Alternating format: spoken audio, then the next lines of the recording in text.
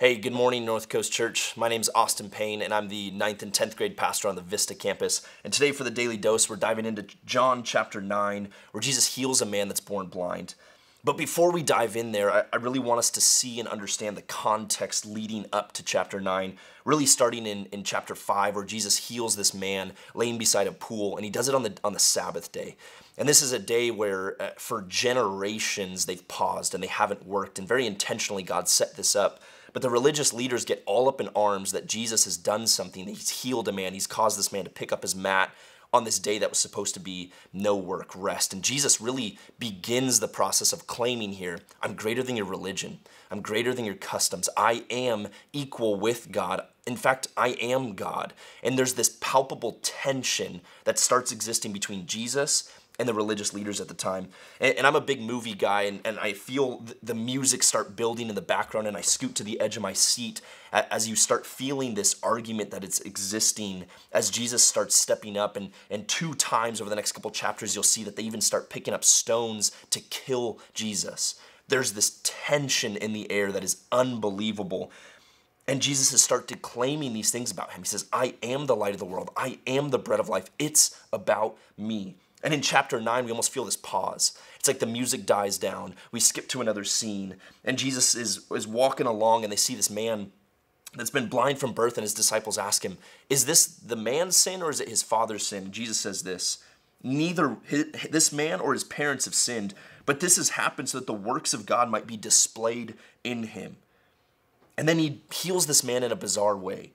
He bends over and he spits on the ground and he makes some mud and he puts it on the guy's eyes. And really, I start asking the question, why? Like, Jesus could have just snapped. He could have spoken. He could have healed this man in a million ways, and yet he chooses to spit on the ground, make little mud balls, put it on the guy's eyes and say, hey, go to the pool and wash yourself.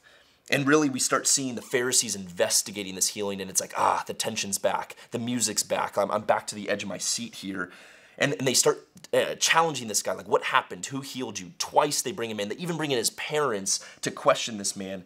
And I love in verse 24, it says, a second time they summoned the man who had been blind, and he said, give glory to God by telling the truth. We know this man is a sinner, referring to Jesus. And I love the man's reply. He says, whether he's a sinner or not, I don't know. One thing I do know, I was blind, but now I see. And they asked him, what did he do to you? How did he open your eyes? And again, I love his response. He goes, I've already told you, and you didn't listen. Why do you want to hear it again? Do you want to become this man's disciple too? And at this, they lose it. And they kick him out of the temple. And I love in verse 35, we see Jesus hear, somehow he hears that this man's been kicked out. And it said, when Jesus heard that they had thrown him out in verse 35, he goes and he finds him. And when he finds him, he says, do you believe in the Son of Man? He brings it back to belief. He brings it back to knowledge, which we've seen all throughout the book of John. From chapter 1, we see that it's reception of Jesus, it's belief in him that gives us the right to become children of God.